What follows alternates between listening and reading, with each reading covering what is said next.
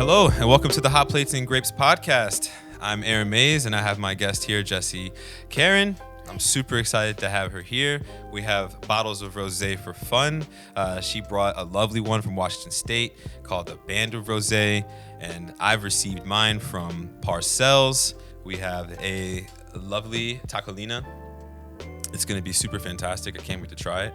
It's like a little bit of effervescence, northeast region of Spain, kind of borders France. I'm really excited to try it. So I'm going to start off with first saying, how are you? How are you doing? I'm great. How are you? Everything's well? Good. Crushing it, killing it. Nice. So I just want to give you the honors to taste. Awesome. So bougie. It's been like months since I poured a glass of wine for somebody. Like I feel like I need to do like let you just see that the whole time. Ooh, it's like effervescent. I don't think you're supposed to say bitter about wine, but again, I'm not fancy, so yeah. I'm going to say it. I think with wine, you can say whatever you like. I want to. Exactly. Well, I'm glad you enjoyed it. That's awesome. It's really citrusy. It's good. Fantastic. And does it taste better that's coming out of Asalto? Out of what? Out of Asalto. Oh, you throw me. Is that the name of the glass? That's the name of the glass. So we had these glasses when we were at Legacy. Okay. And these were like the best and worst investment of all time. Why is that? Because they would break constantly. Oh, yeah. We used to, I worked at Tria in Philadelphia, and we would have to polish the glasses almost every 20 minutes. There was always somebody standing by it and doing it. But they stopped letting me do that job because I broke them so many times that when I left that job, somebody broke something. I wasn't even working there, and somebody was like, Jessy did it, and like put their hands up. You were the easy culprit. Yeah. So let's do a little cheers to you. Cheers. Thanks you for joining me. It'd be funny if I broke it just then. So how's your family been? Everybody's been well through all this? Like everything is like as normal? Like yeah, I mean, normal, no, but lucky and good. Well, that's good. That's good to know. So like, how are you in general adapting through COVID? Like how's the adjustment going from like full speed to like we're at 25% right now? I feel like the first couple of months for me were actually, I hate saying this because I'm lucky, obviously, that I wasn't in the thick of it, but it did well by me. I was ultimately safe. I had a really good support system. I had time and energy to like do things that I hadn't before, and I'm an only child, so I'm just like used to being alone and entertaining myself. Oh, that's nice. Cool. I was watching a Finally cat. Paid off. Yeah. I was watching my friend's cat, so I just did a lot of like music videos, and then I came up with Sip Tip Survive, which ultimately kept me really busy up until this summer, and will hopefully continue on with that project for sure. By definition, you technically made a ghost bar. I did make a ghost bar. That's genius. Isn't that cool? Yeah. That's so cool. I've been calling it a virtual pop-up bar, but that's way better. So, are you hopeful for the future at all? Are you looking forward to? Because you told me that you're trying to get this van so you can live on the humble mumble, go across the U.S. I'm a lunatic during a pandemic with like very little income because obviously we all lost our jobs due to COVID, at least in the restaurant industry, or like as you said, people who do have their jobs back have it at 25%. Who knows what winter's gonna look like? But I don't know. I think I just bought a van. I think I'm gonna travel around for a little bit. That's so cool. And like hopefully keep offering Sip Tip Survive as an option for bartenders to make some tips and get through this. That's so awesome to me. Yeah. Because like to me, I'm just used to being in this apartment. Like I have to have a space I live in. Like how dare I take my life on the road? Like. Oh, listen, I just had a panic attack outside of here, so it's not like I'm making this with a chill mind. I like wish that I could be like, yeah, whatever, I'm just gonna have an adventure and see what happens. It's more like, I'm gonna do this regardless of how nauseous I feel. Well, you got great poise. It looks supernatural, and I envy you at the moment. Thank you. I mean, I've even thought like maybe it'd be cool to like, in addition to Sip Tip Survive, maybe be like batched cocktails. Yeah. And like bring them to people for like virtual events. Like, oh, you want a like virtual bartender? I can bring you drinks to make with them. Okay. It was a new idea I had. Don't steal it. I will never. Never. Like nobody's batching cocktails and sending them to people right now. That's too good. I don't have the energy to put towards it. I don't. You're naturally an adventure seeker. You said you're New York based as well. You're an actor, you're a podcaster. I heard it a couple episodes, it's really great. And you're a creator that you parlayed your dismay using your podcast of lack of sexual education that launched into a successful YouTube channel. And now you have a podcast series called Welcome to My Vagina. And during this COVID, you said you founded Sip Tip Survive. It's your partial bar, part relief effort, part ghost bar. You're dedicated to offering support to out-of-work workers and bartenders. You amplify the voices of the hospitality industry. And in 3 months, you've raised over $40,000, which is like crazy. And like a good friend of mine, Charlie, he did $1,500 one time, and then I myself has done a couple, donated to Black Mamas Matter, and I did like $250, $300 on 2 separate runs, which is super great because I would have never got that off my own merit at all.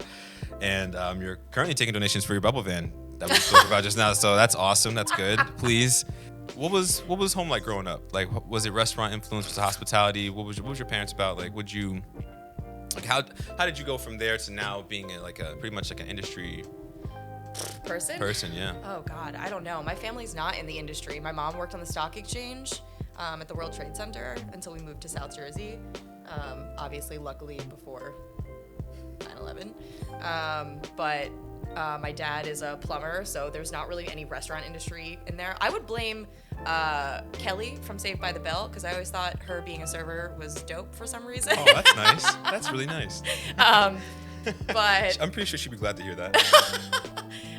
But no, I think when I was going to college, I got a job hosting at Morimoto, and that kind of propelled me into working in the industry. I think, as with most people, I went to school for something that I wound up not really enjoying.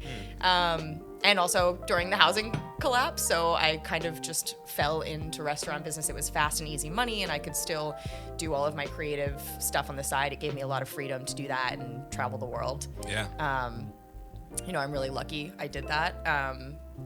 Yeah. I mean, the restaurant industry has afforded me so much. I feel like I was really not kind in words with the hospitality industry for a long time, until I kind of looked back and realized what it had given me. That's good. I think there's obviously a lot of issues with the hospitality industry, 100%. as we're seeing now with COVID. It's definitely poking holes, but it's great. It's flexible. It can be fun. Yes, it can be. I would say maybe 40% of it is just total fun. Yeah, absolutely. Yeah, I mean, I've met the most amazing people in the hospitality industry. Like, honestly, and also like during COVID, it has reinforced how much I love people in the industry because everyone just has your fucking back. Like, just no matter what do you need, I got you. Like New Yorkers too. Yes. Like we could be assholes until you need something, and then we're like, I got you. That's so true. Yeah. So like, what'd you accomplish on that road there? Like, did you work for any places that got like awards? Did you acquire certain knowledge? Did you get any certifications along those lines? Did you get your food handler's card? Yeah, so I have a food handler's. I was forced to get tips recently, which I think is so stupid. But other than that, no certificates. I mean, Morimoto is a super popular place in Philadelphia. They won a bunch of awards. I think they were 5-star at one point. Oh. I don't know anymore. Oh, sucky now. And Trio was cool. I think they got awards. That was cool because we had a fermentation school, so once a week we would go and learn about the fermentation process for wine, beer, cheese. That's so cool. Yeah, it was like a free education that I just lost as soon as I left. You have to keep that up, You do, because even now being so separated from the whole like industry, it's just been like, how do I learn again? Like, because before it was so like hands-on. Like before our dinner service, they bring out a crazy ingredient, like this is koji. I'm like, what the heck is koji? Like, and you taste it and you're like, all right, I now know what this is. And so when you talk about it, you're interested in the blah blah blah, like you're at the table, so you're like, what is this? I know what that is. Yeah. Like, it's super crazy and outlandish, but it works, and I'll tell you why. Yeah, I kind of miss staff meetings. I feel like that's a restaurant thing, and I've worked in bars mostly in the past 8 years in New York City, so I've lost a little bit of that because like staff meetings, you sit down and you tell everybody like what it is and you go into detail, whereas at bars like Congress, which is an awesome place, you're kind of like on your own, and like they'll send you the information, but you have to be active about like learning the product. Yeah, it's on your own accord as opposed to like you have to know this or you cannot work here. Yeah, and I'm lazy, so bare minimum. Just kidding, I'm not. You got through, hey, look at you now. So like, what was the first time like you made, like, technically you made it. Like, you went from, like, I'm just a regular employee to, like, people kind of depend on me. Like, I'm a staple here almost. Like, I clock in, people see me as like, okay, Jessy's here, things are gonna go well. Like, what was that moment for you? Oh, God. I don't know. I mean, I feel like I've always been a pretty reliable person. I think probably in the past 6 or 7 years, like, I've definitely become like a solid bartender in terms of, like, you know, when I'm on the shift, they know I'm going to show up on time. Things are going to be ready. Money's going to be good. And there's not going to be any, like, antics. And if there are antics, like, I can handle it by myself, because I've worked at a lot of bars where you're the manager, you know, where, like, if something goes wrong and somebody's like, I want to talk to your manager, I spin around and I'm like, here I am. Yes. I love it. I'm the man. I'm right here. Love it. Try it now. Yeah, like, when you're the active bartender, you're the person that's there. So, yeah, I think in the past, like, 6 or 7 years, I've definitely felt like I commanded the bar. Good. For sure. Fantastic. You kind of, New York hardens you up in a little bit after a while in certain Gotta bars. have that thick skin. You gotta, yeah. You got to, because somebody's gonna rattle your cage. If it's not today, it's gonna be tomorrow. And if it was today, it's gonna happen tomorrow. Yeah. Like, And it rarely happens. Like, most of the time, I don't have anything that's too crazy. I do remember, it reminded me of this one instance where this guy was sitting at the bar and these, like, 3 girls were like, I guess he took a picture of them, and they kind of freaked out about it. And I was like, dude, you can't do that. And then they wound up both, like, fighting, and I had to, like, use my mom voice because everyone was screaming at each other and wouldn't listen to me being like, hey, stop, hey, stop, hey, stop. If you don't stop, I'm gonna have to call somebody. And so, like, nobody stopped, and then I was making cocktails and taking orders because it was, like, a Saturday night, and I finally, like, used my mom voice, which I hate. And I don't mean just a mom voice, I mean my mom's voice. like, time out. Yeah, like, it came out of me. Your mother's voice. My mother's voice came out it's of a generational thing. And everyone shut down in the bar. Like, just could have heard a pin drop. And, like, this, like, 6'7" dude who was being ornery and drunk just went, oh, okay, I guess I'll leave then. I was like, the power of Terry. You got quiet as a mouse. Yeah. That is so interesting. Way to go, though. That's awesome. That's good, though. Like, you know, 6-7 years of controlling something is awesome. Like, that's, most people time out like 2 and they try to move on. Then they end up being at another level again. But you said, hey, I got this. Yeah. My mother's voice is in me now. Like, oh, I didn't like it. I was, like, mad that I had to use it. You know, I was like, don't make me use this voice. This is a last resort. You did the Luther thing, like, don't do it, don't. Yeah. Like, I was, like, sitting there quietly and everyone's screaming at me and I'm like, it's over. I love that. So out of that, so you had control of the bar. So people had to have known you over those years. Like, what was the VIP experience or, like, the night out experience where you were just catered to? Like, you had the, like, oh, that's Jessy. Oh. Like, garçon, come here. Like, bring out the good linens, you know? Yeah.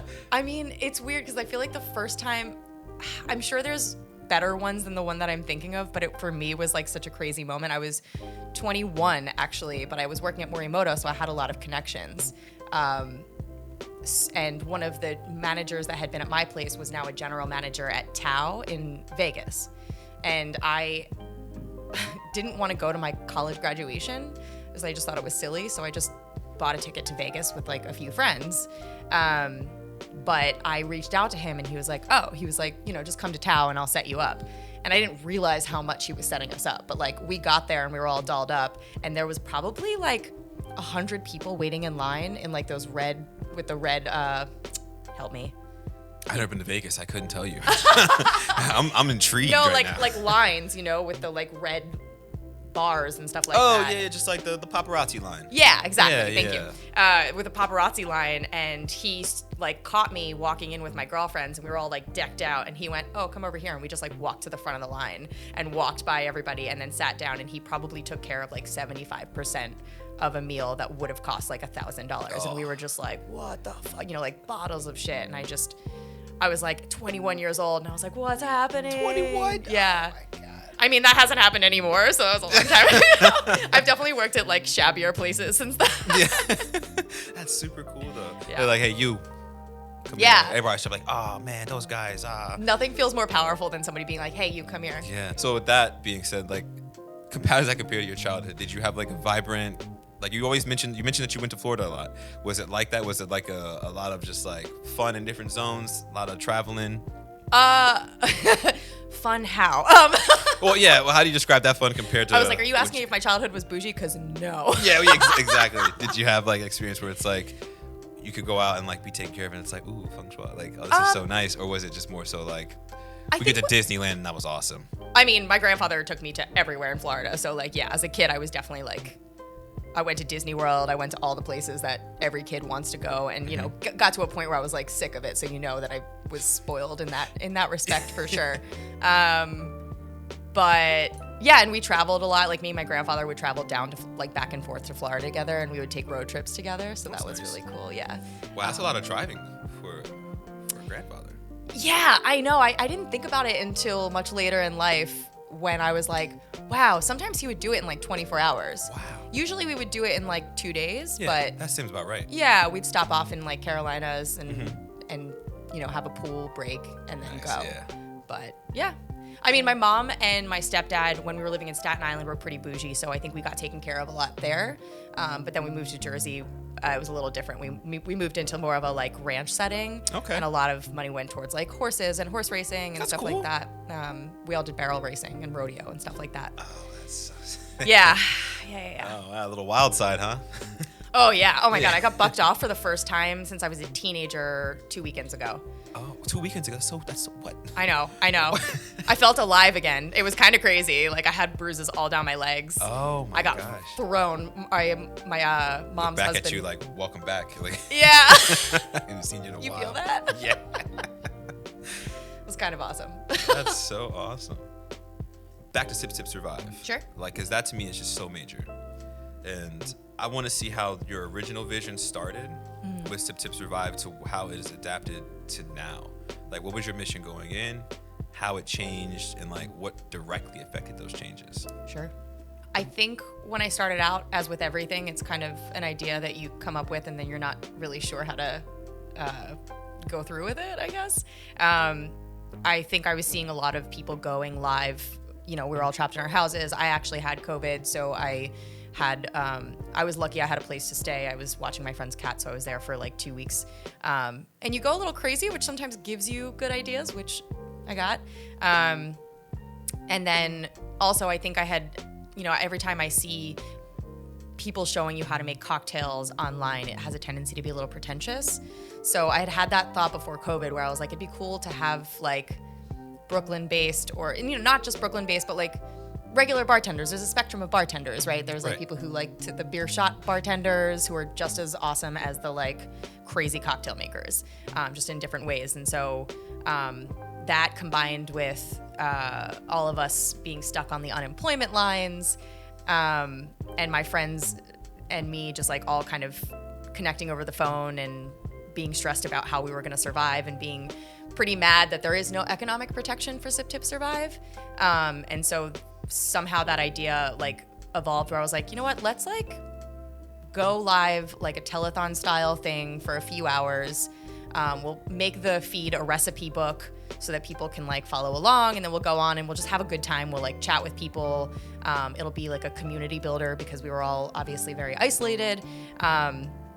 And so it started really small in terms of me just being like, I'm alone and I want to talk to people, but also I don't know how to make money. So like maybe if I have some people come on and we chat about cocktails, we can like get people who still have their jobs, you know, and kind of spread the wealth around. Like throw $1 at your bartender who's always been there for you. You know, we've cleaned up your vomit. We've like celebrated with you when you got married or you got divorced or got that rental lease, you know, like the hospitality industry is a really crazy, awesome neighborhood support system that I don't think we give enough to, you know, and I don't think I even realized that until the end. Like we're a really important thing for people. Like most people have had their best and worst moments in bars and restaurants. Yeah. And so, yeah, I don't know. It was just kind of a way to like spread around the wealth. I had a lot of friends being like, hey, if you need money, I know you're in a really weird place. Like, it's not your fault. It's just, this is how it is. Right. And I wanted to work for it though. So, and I also wanted to entertain myself. So it was kind of like, I have some sequins. I have some cocktail mixers. Like, let's see what happens. And I corralled some of my friends, some of my, like, thank God that they're always willing to, like, throw me a bone and kind of, like, do things that I, like, my crazy ideas. Like, Rebecca, who works with me on Welcome to My Vagina, was like, sure, I'll be one of your bartenders. Like, no problem. What do you need? Nice. She's always such an amazing, like, awesome friend in that way.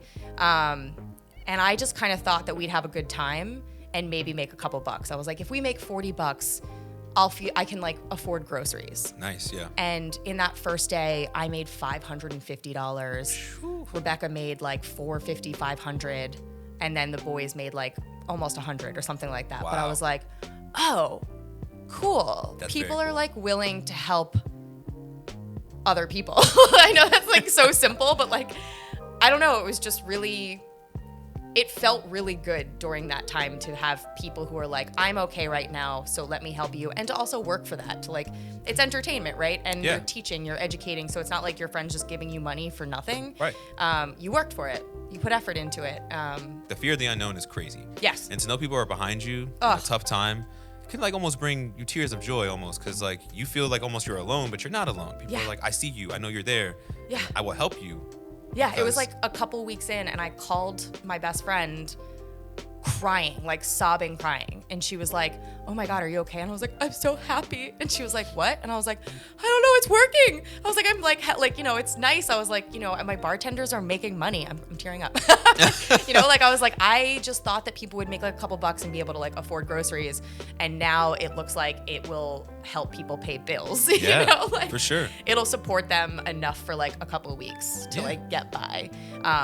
Because unemployment wasn't coming through and we were all screwed. Yeah. And that is where the hole with unemployment is like we couldn't even get support from bars or restaurants even if they wanted to help us. Yeah. Because they're also fucked. Right. And that's where it transitioned in a really great way, was because I think when unemployment came in, I mean, there were still out of work bartenders and like Florida didn't have unemployment, but what was nice is that, well, not nice because I hate that we had to transition to that because of several things, but I think when everything happened with Black Lives Matter, what was really nice is all the bartenders, as always, stepped up and was like, cool, I have unemployment now, can I donate this back? And so it transitioned in this really beautiful way of like people being like, here's a charity that I want to support. Here's a bail fund that I want to support, like keep these protesters on the ground. Yeah. So that is how it kind of naturally transitioned. And I think we're going through another transition that I'm still trying to figure out. Yeah, but you're adapting well. And I think you're moving in a way that's different than most. Because it seems like you're being proactive as opposed to reactive. So like you're established, like you were featured on CBS 8 Live. You were Barbiz Magazine. You've gotten some bartenders from Momofuku, like some pretty great people that are like have stopped and noticed. And you have a national spread. Like the fact that you reach California from New York just based off Instagram is major. Yeah. Like that is so cool. Like, do you stop and think about that sometimes? Like how far it's reached? I do. It's kind of overwhelming in a great way. I make this joke all the time, and jokes are obviously drenched in truth, but I was like, I'm not used to things that I do being successful.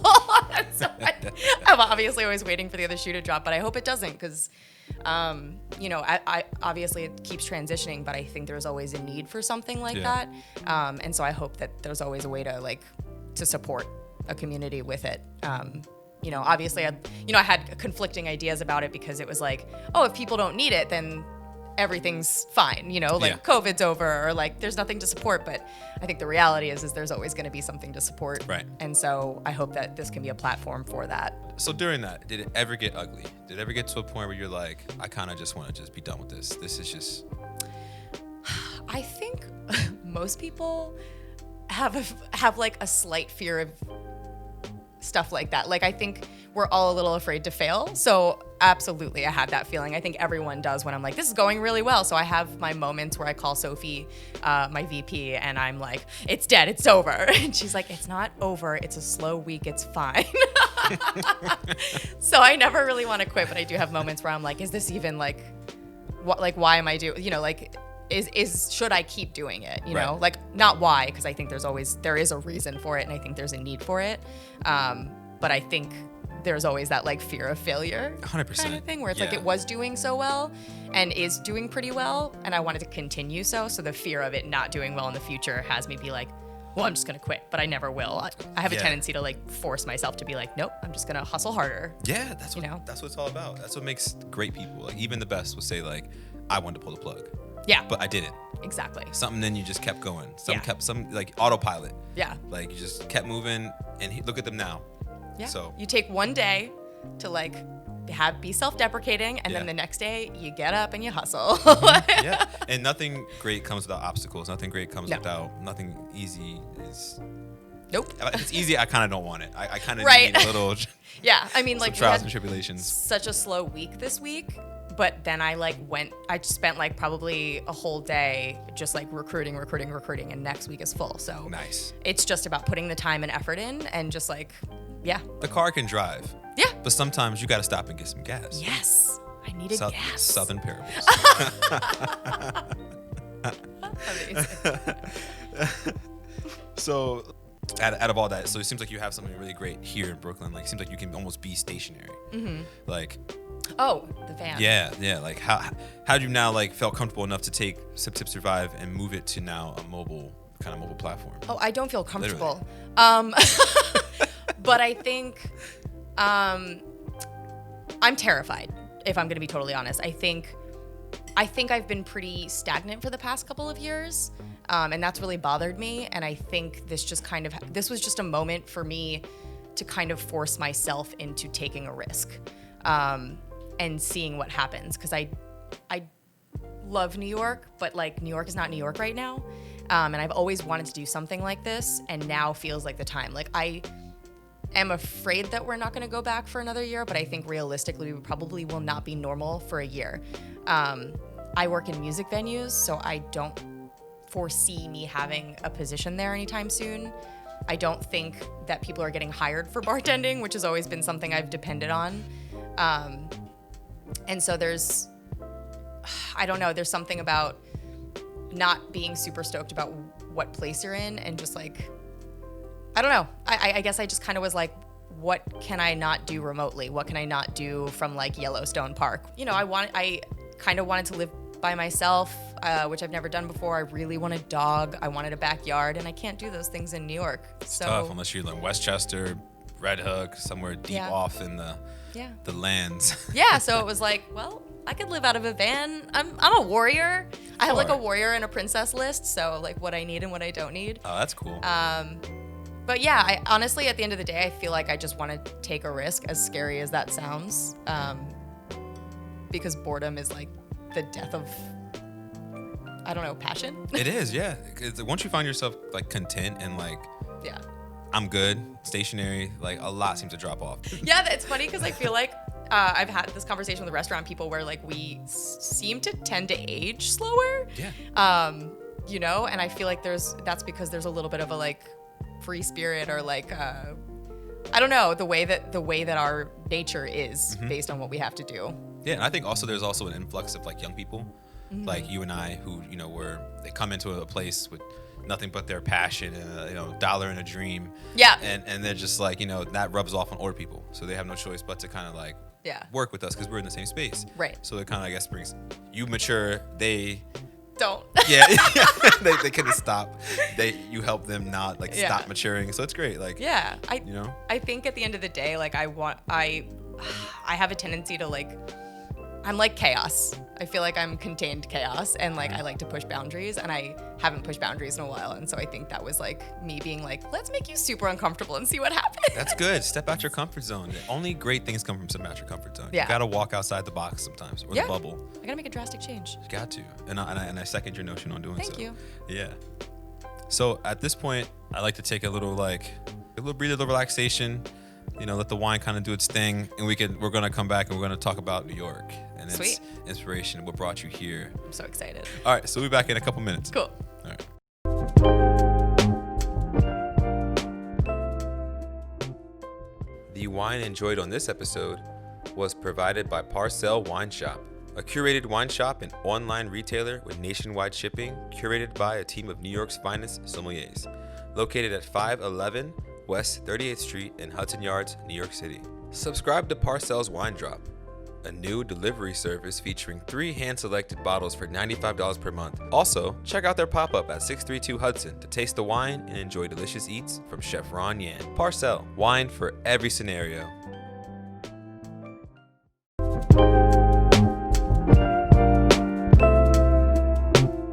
And we're back with the Hot Plates and Grapes podcast. I'm Aaron Mays once again, and I have Jessy Caron. Good friend and awesome person. Does Sip Tip Survive and also wants to take on the world in a van and just crush it. I'm super pumped for all this. Let's get back to NYC. We're here, we're live, we're direct from New York. So let's talk about how New York features in your career. Does it inspire you? Does it keep you here due to inspiration? Is it opportunity? Yeah, I mean, it's a lot of things. I think with most New Yorkers, there's like a love-hate. Like, you love New York and you can't see yourself leaving, even though I'm about to.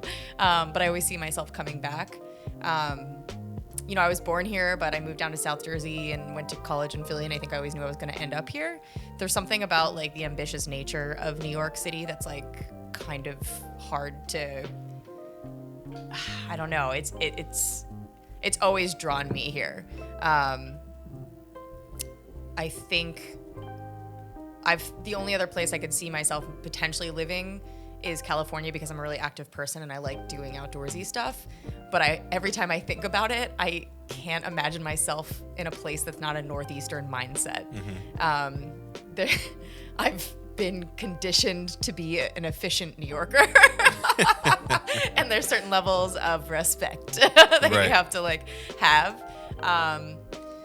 But I don't know. Yeah, I mean, a lot of things that have drawn me and kept me here. Like, I've made a lot of connections that I don't know how I would have managed without this. Like, I mean, it's both, you know. New York, there's a draw to New York for everybody. New York is the place you want to live, and I've always wanted to like make it and live here, and it's comfortable to me, as comfortable as New York City can be. But I've also made, again, like great networks. You know, my producer for More Banana Productions, Caitlin, has been like essentially my like business Sherpa. I think she's also a reason that Sip Tip Survive even kind of came about, because it made me be like, oh yeah, I can do this. Nice. Yeah. New York is just a beacon. Like I was saying earlier, like I love New York. I think also during COVID, like there's nothing like New Yorkers. Like, I feel like we were getting a lot of shit for how we shut down and how everyone quarantined and was very like, we're doing this. Like, this is happening. Yeah. And like, obviously we were late. Everyone was late, right? In the US. But like, when New York was like, oh, we're doing this, we fucking did it. Yeah. And like, I always forget. So I am really glad that this was a reminder of New Yorker badassness and respect and support, because like I just remember like walking outside and everyone had a head nod for you, but it was like if you were walking the sidewalk with somebody, they would walk across the street. That's how New Yorkers are. Like, we're doing this, we're gonna, like, obviously we're annoyed by it, but nobody really complained about it. Right, yeah, no way. It was just a hunker down, get through it, help the people you can, and then like be fine, you know? So there's something. We want to get through it as much as possible. Yeah. Like, trust me, we want to get back to normalcy as fast as possible. And one thing you can't do to New Yorkers, really, I find, is break that routine. Totally. And like, we broke the routine heavy. The world broke the routine. But yeah, we were like, okay, we want to get back to this routine, because that's what we were. That's New York. It's the flow. All people to have to like break that rat race, that meant a lot. I think that was a lot more than we give it credit for. But like, to watch New Yorkers all come together and be like, nope. Yeah. You know, and there was a little bit of like annoyance, because a lot of people left for those 2 or 3 months. Right. And they came back and things got a little more lax. And it's like, okay, we've been doing, this was fucking hard. Yes. Like, I will never forget this. If I have children, I'm going to be telling my fucking grandchildren about how I heard a fucking ambulance every 20 minutes. It was 2020. daunting, you know, and you do what you can. You cry in the bathroom with your glass of wine and the cat, and you sing songs to it, you know, like that's what we do, but we don't complain about it. Right. And it all comes down to respect. Like, it's just those like subtle respect things that, you know, like, I do remember the first month being like, wow, like if you had to go outside, it was just the way that people interacted with you was so beautiful. Yeah. You know, like and it sucks because like, you know, it sucks that it can't happen all the time, but like I got to know people in my community because we all slowed down, and it was very much like, what do you need? Yeah. I know I keep repeating myself, but like I No. have so much love for that, and it's kind of like after Sandy or after 9/11, New York gets a bad reputation for being assholes, but I have never been in a place where people can pick up the pieces the way that New York does. Right. I mean, but it's a hospitality thing on both ends. Hospitality is not one-sided. Right. It's a both. You walk into somebody's house, you should be hospitable as well. You should take off your shoes when you get to the front. Yeah. Like, ask if you can go to places in the house. Yeah. You know, don't ask for too much, but also be super respectful Yeah. stuff. So it kind of helps tie into this next question. Sure. Like, does the hospitality of New York keep you here as well? Does that have a good draw to it? Is there a certain like expertise, a diversity of cuisine, certain style, certain language used at tables that keeps you more intrigued with being here as opposed to anywhere else in the world? No, absolutely. Because I don't think that I would get away with a lot of the things that I get away with in New York City. But I like that because I think I have a lot of trouble with how there is a level in the hospitality industry that it's like the customer's always right. Because I think that sometimes, because the customer's not always right. No. And I think that sometimes that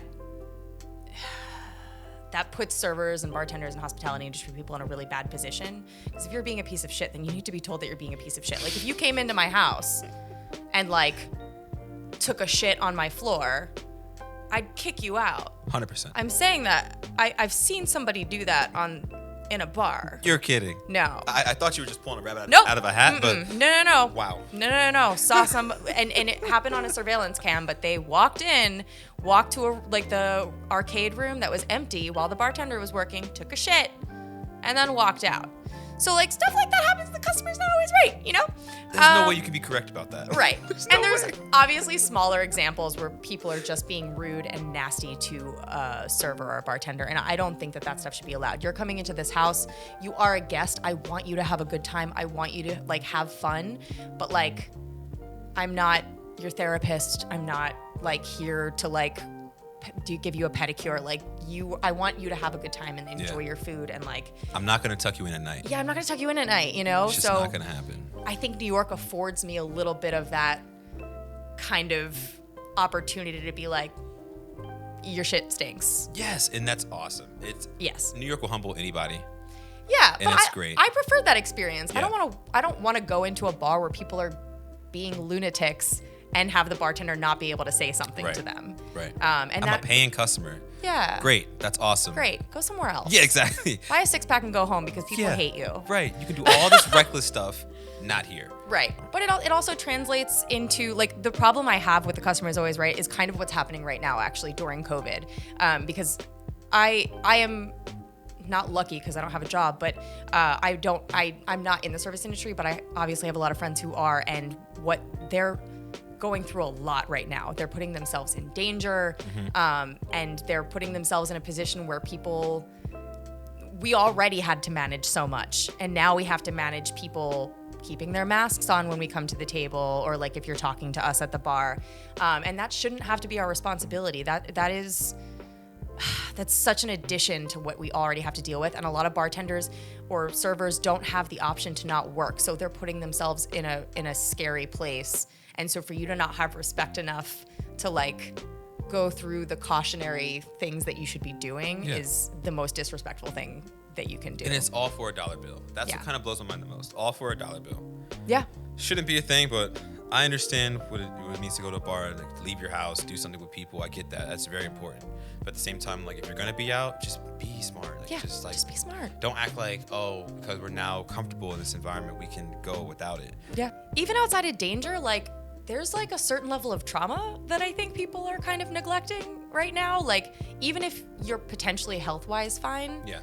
there is, I think if you were here for the first 2 or 3 months in what happened, a lot of people are still dealing with like, oh my God, you're too close, or like, oh my God, it's too many people. So like I was afraid to breathe the regular air. Yeah. I was like, I can't take my mask off until I get to my house and wash my hands. Right. Face is covered in sweat. Yeah. Mouth is just super moist because everything's just locked in. Yeah. And I'm like, I will not take this mask off until I get into my house and wash my Exactly. hands. But now it's like, I got the hand sanitizer. I walked in, it's like, whew, thank God. Yeah. But that's 3 months after. Yeah, it's so, like, scary. getting groceries to me was like stressful. Oh my Throwing God. gloves on, like I'm changing gloves every time. I bring 100 pack of gloves with me to go grocery shopping. I had hardware gloves. Just trying to be just worried. And like I see an old lady and I'd be like, oh my gosh, I can possibly kill her without even knowing Oh it. my God. Yeah, I know. You know, I was so like, afraid to I like don't want infect this. somebody else. Yeah. But before all this crazy cuckoo COVID stuff, your best New York experience, I have to hear it. You explained to me a week ago that you have an arsenal, but I just got to hear one that's just going to give me a showstopper. New York offers like a lot of opportunity for chaos. When you asked me that, like my good memory was actually when I was a lot younger with my mom, because she would take me into work a lot and we would ride the bus in. And then I would often fall asleep on her because I'm not a morning person. But then we would she was a stockbroker, so we would go and I would play on like all the computers in like the 90s. That was kind of a big deal. And I had my favorite people, Adi and Cedric, and like one of them would pick me up and throw me into this like basket full of paper because there was just that's how they did it all back then. And like there would be this pit that you would go into, and I would go and like clean up the pit from all the papers that all the men were throwing into the middle of it. So there's that for like nostalgic thoughts. That's good. That is a good experience. Yeah, it's like one of my most vivid like lifelong kid memories. Yeah. And then for one of my trashy older memories, the first one that came to my mind, and I know that there's worse than this, but it was like my first birthday in New York City. I was a babe in the woods, and I like tried to plan my birthday, but I didn't have that many friends yet, and I had a friend come up from Philadelphia, and I got just trashed and self-deprecatingly sad, that like nobody could hang out. And then I was in heels that were probably like 6 inches high. Wow. And so stunting. yeah, and so it was like me, and I had grabbed one friend from New York and this guy from Philly that I was friends with, and we were walking down the stairs at this old, I think it was Mercury Lounge? No, I don't know. It was somewhere with a downstairs. It was downstairs, like a downstairs thing, a metal downstairs. And I was walking down and I was already like tearing up for something stupid. And I clipped the end of the stair with my heel and I fell down the stairs, but I missed all the stairs on the way down and fell head first into the brick wall and like blacked out for like a couple seconds. You can laugh. It's hilarious. Oh my God. I was literally like, okay, I'm trying to. Right. And so they had to like pick me up and bring me over to the couch and like sit me down. It wasn't Mercury Lounge. It was a place with a downstairs. Yeah. They had to bring me over to the couch, God. and I was like crying, and like I had like a softball sized fucking It's like a Looney Tunes. oh, like, it was so ridiculous. I have a picture of it. And God bless my friends, because this is like this total Northeast version, like why I love people is like they finally got me home, and I was sitting on the floor crying with like half purple hair, eyeliner running down. I had like a softball sized bump on my head with like blood spatters on it, and then my knees were all fucked up from falling down. Oh my God. So I was just sitting, and it looks like so. What's that artist? Like it's my party and I'll cry if I want to. I had like a big poofy dress on. Is that Miley? No, like Leslie Gore or something like that. Okay. It's my party and I'll cry if I want to. Oh, nice. It was just, That was a good reiteration. But like I was on the floor crying, and my friend just took a snapshot of me and started laughing because it was so hilariously sad.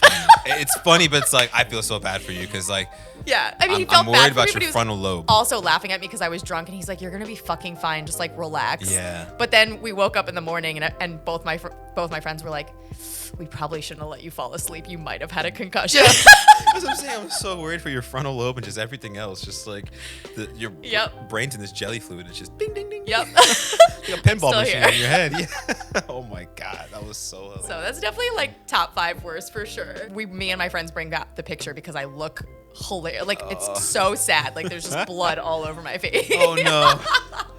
War stories. War stories. Oh my New York God. war stories. And Bartenders. The streets, you donated, you made it like a noble sacrifice to the streets. I've grown up. Right. So, how do I move on from this? I told you I had an arsenal. That's not good. even. Oh my gosh. So, all this of who Jessy Caron is. The Sip Tip Survive. Wants to go in the van. She has softballs on her forehead, from falling downstairs. Out of all this that ties you together as a person, like, what are you bringing to the table that's different from everybody else? Is it your work ethic? Is it your mindset? Is it your approach? Is it your own personal voice that's shaping everything that you're doing? Or I think, the one thing for me is that, like, I've been most successful when I just do it. Like, that's what I kind of try to tell myself is, like, it's never gonna just happen. Like, you can't wait for it. Like, tomorrow is, it's worthless. And it's not worthless, but, like, you can't be like, I'm gonna do this tomorrow, or I'm gonna do this next week, or I want this in 5 years.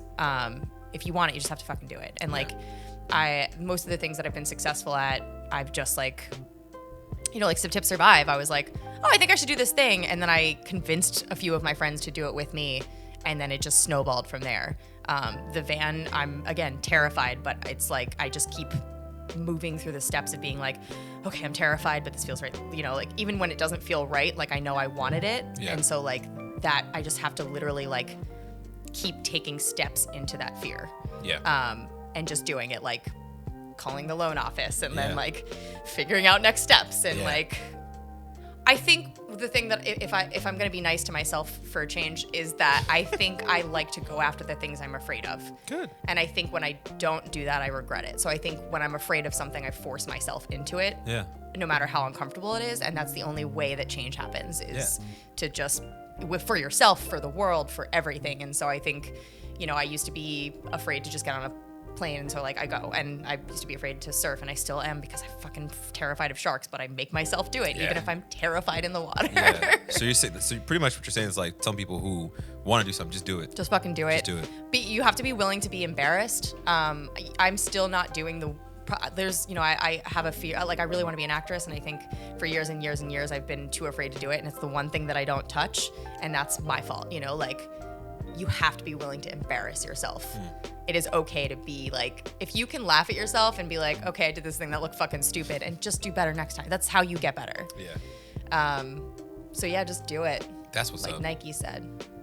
You're inspiring me right now. I'm like, what have I not been trying to do? I should freaking do it. Like, yeah. What, you kidding me? Like, I'm about to just get more moxie, Yeah. I need more. That's what life is. It's the challenge, like, stagnancy really bugs me. So I think that's why I'm making a really crazy change right now is I don't like to be stuck. I don't like to be trapped. So, like, I try to I love pushing boundaries. Yeah. I had a therapist who was like, I feel like you're just trying to push boundaries. And I was like, why shouldn't I? Yeah. Is there something wrong with mold, that? Yeah. Hey, yo, I lived as a kid, and I heard, you're a superstar. Break the mold. Like, yeah. That's huge to me. Like, to me, that still sits to this day. Yeah. I'm like, I'm going to break that mold. You're right. I'm a superstar. I'm going to do that. Hey, now. You're a rock star. Like, sounds so cool until you're doing it. You know what I mean? Because, like, breaking the mold is not a fucking easy thing to do. Like, with Welcome to My Vagina, like, I guess I started that 6 years ago. When I started that, people were like, what are you doing? Why are you talking about this? Like, you're never going to get a job. Oh, like, how dare you have, like, talk about, you know what I mean? Like 1960s? What the heck? I mean, yeah, but I was, I didn't think of it as bold. I just was kind of like, I want to talk about this. I want to have fun. I want to, like, I was not getting acting jobs, and so I was like, I'll make my own thing, and, like, this is what interests me. But I was doing raps about cock rings, and my uncle essentially, like, stopped following me and doesn't talk to me in 8 years. Rough. But, like, weird. But I'm proud of that. Like, if you're not comfortable with it, fine, bye. I find it very informative. Yeah. I find it great. I was like, whoa. Yeah. Got my little pen and pad. I was like, I need to see all these episodes. Like, I feel like I'm about to be, killing the game. Like, I know all this information now. Yeah. I'm going from the source, too. Right. Not just, like, other guys talking about it. This is from the source. Totally. And that's the people I listen to. I listened to people that I respected who were like, yo, this is awesome and you're pushing boundaries. So, like, you have to listen to the people who are like, this is great. Don't listen to the naysayers. Nice.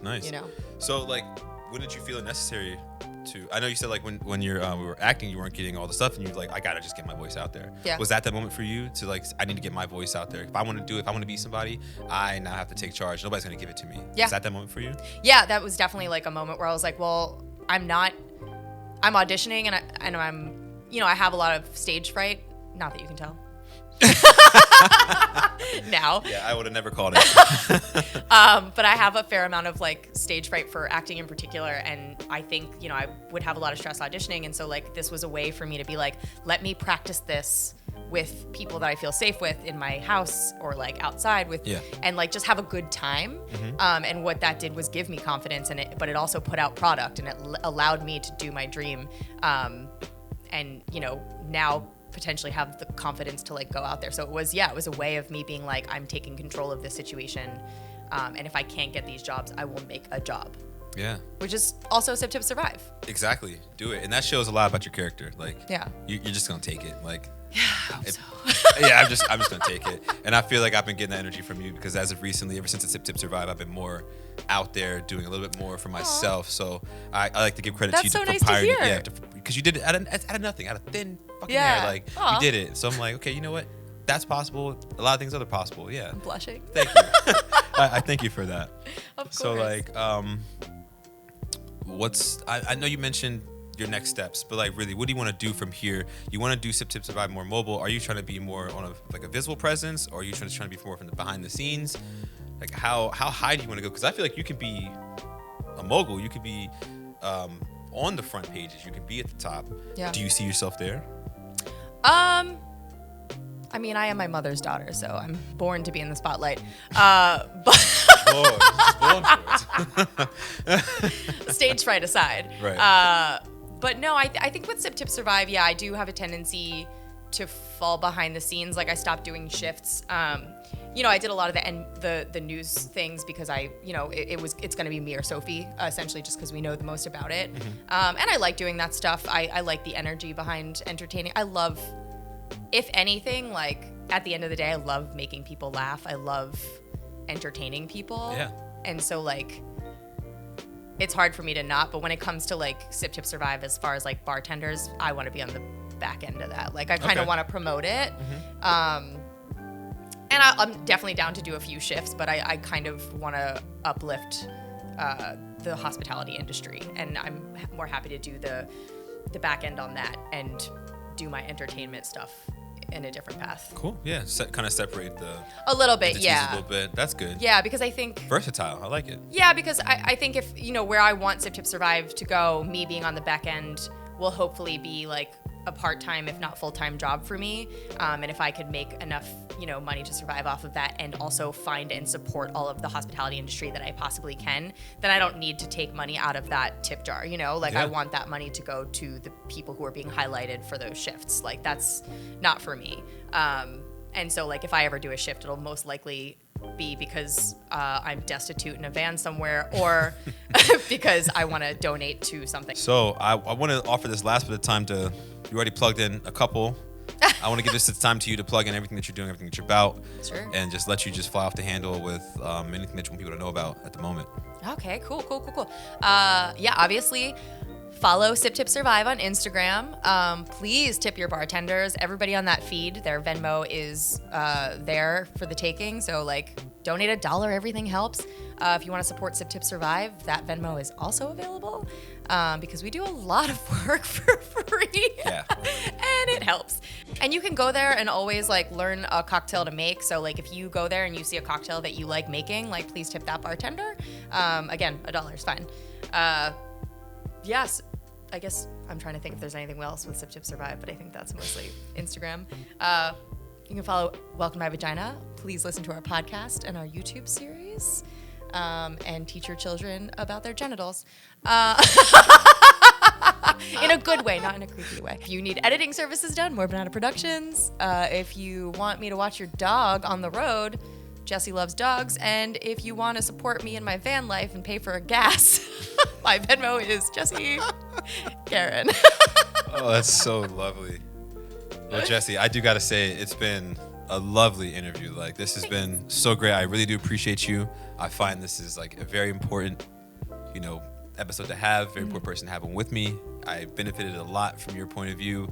Taught me a lot. I believe I'm just going to start doing stuff. Like, I've been doing stuff, but it doesn't feel like I'm doing enough. And I feel like you've encouraged me to take more leaps and just break the mold, you know? Yeah. That's like I feel like that's the thesis of the whole conversation. It is. Just break the mold and just go for it. I also 'Cause see you great as things can somebody who happen. gets shit done, so that's like Oh, thank awesome. you. I like you're like everyone can Salute. always level up. Salute. Yeah, we're going for that. Yes, we're never settling for less. This is just the beginning. Always go up. Lovely. We like to end out every podcast with a good cheers from you, and then you can take us out with a 3, 2, 1 clap. Jesse, I'm gonna pour a little bit more for you. That actually concludes the bottle as well.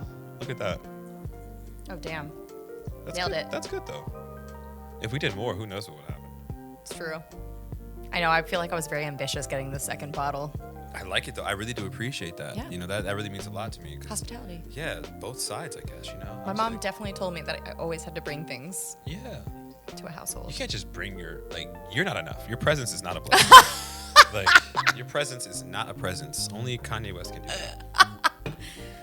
Some old school things that I abide by. Yeah. That is definitely one of them. But how did you enjoy the wine? Was everything It was good? delicious. Was it good? Yeah. Did it pair well with the conversation? It did pair well with the conversation. On Good. point. Very effervescent, very bubbly. Yeah. Oh, nice. Yeah. Look at that. It works both ways. I would say that table was like, I'm very effervescent. They were like, that only means bubbles. That's like bubbly in personality also. Thank you, Caspar. Caspar. Yeah. All right. So I'm going to raise my glass to you, Jesse. Thank you for everything. I appreciate you. Thank you. And your cheers is to... Live a life in motion. By Okay. Jessy Caron. I love it. Lovely. All right, Jesse, now take us out. Okay. 3, 2, 1. Ah! Did we do it? We did it. That was nice. First time's a charm. You see, I'm a veteran, so it was easy. I can